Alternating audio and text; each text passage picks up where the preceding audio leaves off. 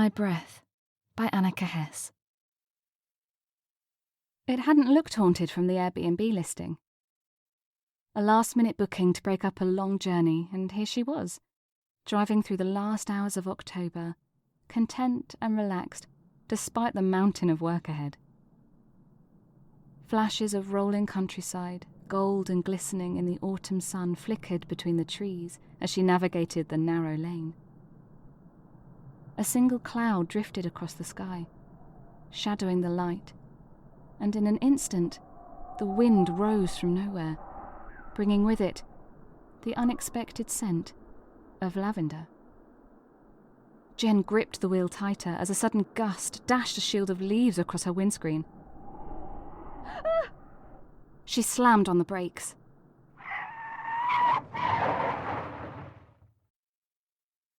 Two windscreens, 2 car bonnets, and an inch of air away, she could see the other driver's face blanched with shock. Heart thumping, she took a deep breath and gave a shaky thumbs up. The other driver raised her hand and began to reverse quickly up the lane, manoeuvring sharply into a passing point. Jen drove gingerly forward, leaves skittering behind her. The other driver revved her engine and shot past, dangerously close. Jen drove on for a few minutes, heart still racing, before realising she'd missed her turning on the narrow lane. She needed to calm down. Pulling onto a bald patch of mud, marking the entrance to a gated field, Jen stopped the car and paused to catch her breath. The trees were still now. The wood-smoked autumn air, moved only by a distant clattering of jackdaws taking flight from a bare field nearby. She took out her phone to snap a picture. Pulse back to a steady rate, she broke the calm by starting her engine. 20 minutes later, around a craggy bend in the road, the windmill appeared. A solid and reassuring waypoint in the heathered sea of the moors. By the gate, a silver-haired woman was picking sloes from a blackthorn bush rambling up the adjacent dry stone wall. Basket hooked over her arm, she turned and smiled as Jen pulled onto the gravel drive and stepped out. "You must be Jen," she said, wiping her hand on a small gardening apron before reaching it out. "Hi, Agnes, great to meet you. Sorry I'm a bit late." "Not to worry, pet. Hope you found us okay." She fumbled in an apron pocket for a moment, retrieved a large key, and held it up victoriously. "Aha! Right, let's get you settled in. It's a pretty simple setup."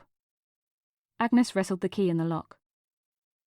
"All of the living space is downstairs, but you're welcome to go up to the weaving studio in the roof. There's a little honesty shop up there, and the views are beautiful if you can catch them before it gets dark." The door gave way with a thud.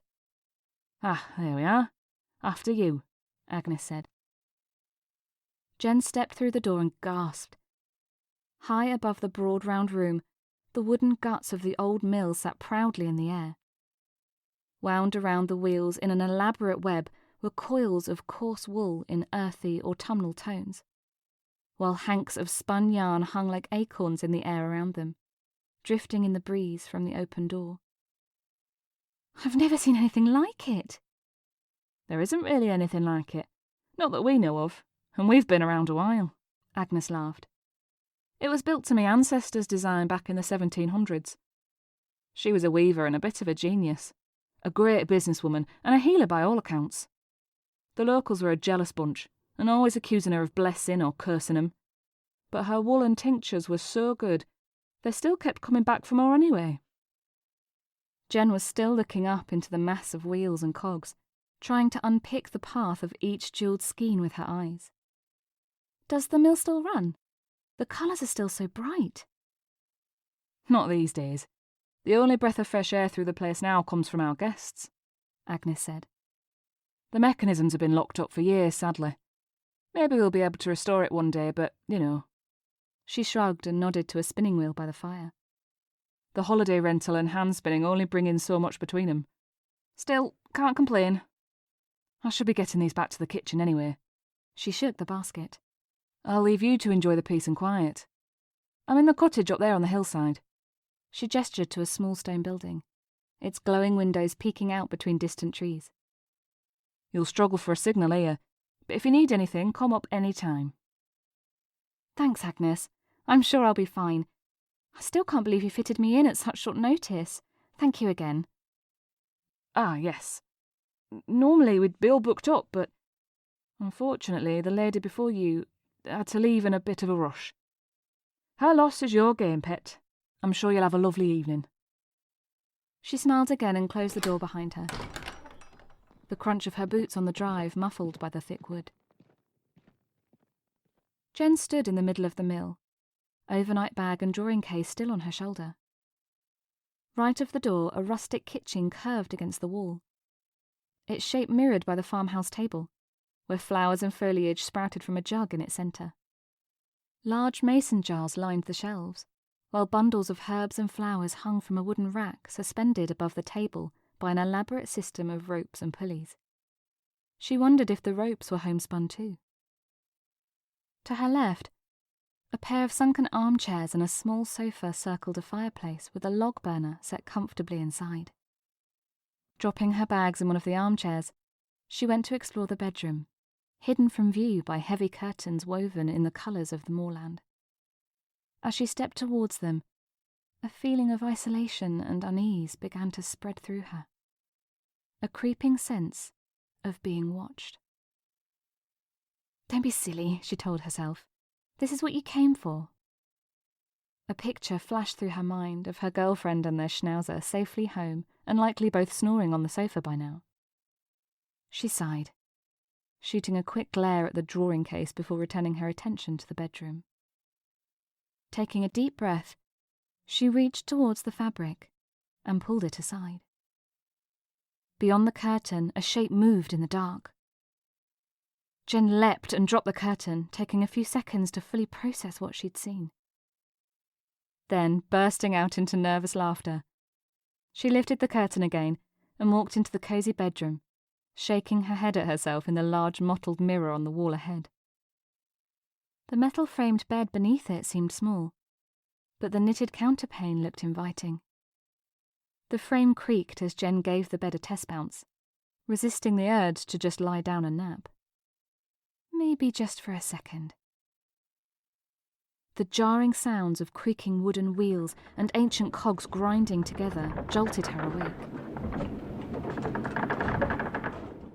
But there was nothing but silence. With no clock in the room and her phone in her bag, she had no idea what the time was. But it was colder. Much colder now, and the light had started to turn into a deep pumpkin orange, throwing long shadows around the room. Stretching from the cold and the long drive, she shook off the strange dream and went to fetch a jumper from her bag, wanting to explore the final stop on her tour of the windmill before dark. Wooden stairs spiraled around the edge of the building, disappearing into a hatch by one of the large wheels. Narrow and steep, the climb was not a comfortable one, and Jen found she was holding her breath when she finally emerged into the room above. Boy, was it worth the climb, though. The tiny weaving studio was simple yet beautiful. A run of slender windows looked out over miles of moorland, violet and burnt orange under the dappled light of the setting sun. A small table with a stool beneath was set under the window, half buried beneath jars and tins, wools and needles, and dried flowers and aged lace, spilling out in all directions. Baskets of wool and roving were set on the floor and hung from the roof, mingling with the bundles of flowers and herbs. A curved dresser filled the other wall, of rows upon rows of squat glass bottles, wax and twine crumbling away from around their corked toppers.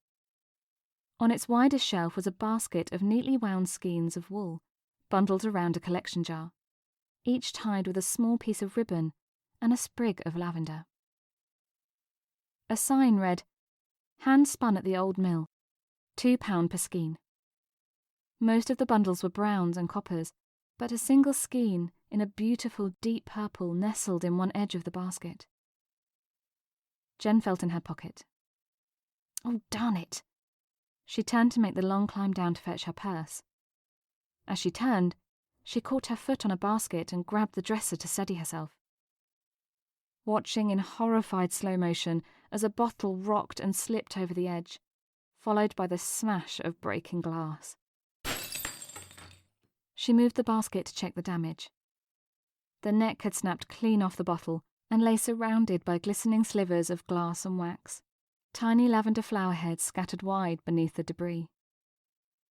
She swore under her breath and picked up the 2 pieces of the bottle. At least it had been empty. Putting the pieces on the dresser, she climbed back down the stairs and decided to put the kettle on before attempting the climb again.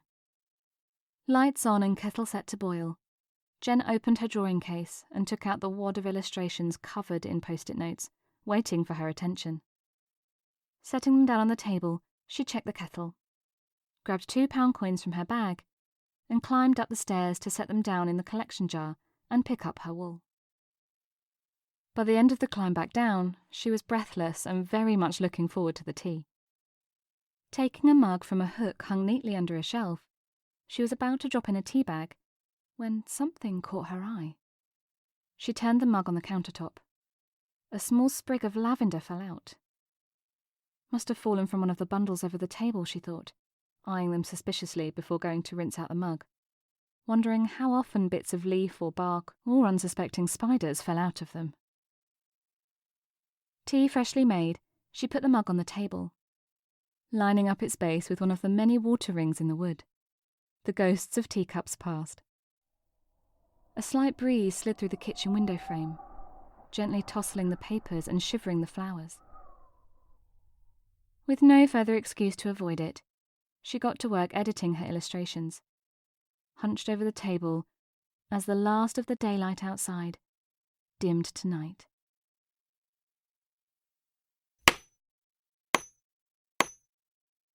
Jen looked up sharply, stiff and aching, her concentration broken by what? What on earth was it?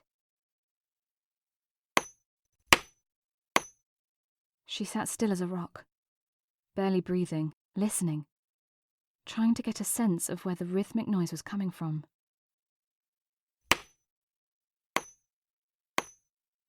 The stairs. She looked round, just in time to see a £1 coin bounce down the last 3 steps and spin on the floor. She inhaled sharply, confused and lightheaded. She could have sworn she'd put both coins in the collection pot. Perhaps she'd left one on the dresser top. That must be it. Had to be it. She picked up a pen and tried to focus on the sketch before her, but was too unsettled to concentrate now. She stood up, walked over to the coin and picked it up, turning it over in her palm. Uneasily, she tucked it in her pocket and went to make another cup of tea. A small bookshelf by the fire caught her eye, piled high with walking guides and abandoned novels.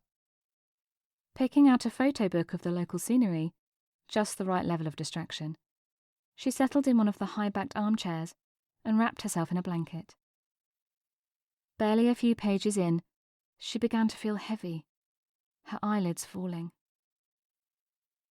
Steam still whispered from the unfinished tea on the table beside her as she began to doze. Behind her, the bedroom curtains moved gently in the breeze. Just for a second, they fell against something. A profile. A woman's face outlined in the fabric. Then gone. But Jen was already sleeping.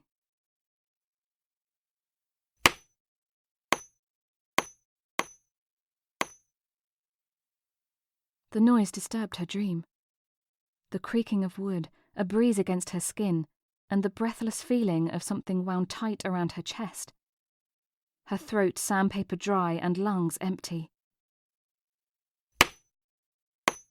She didn't want to open her eyes. Really didn't want to open her eyes. A violent crash. She forced them open, horrified.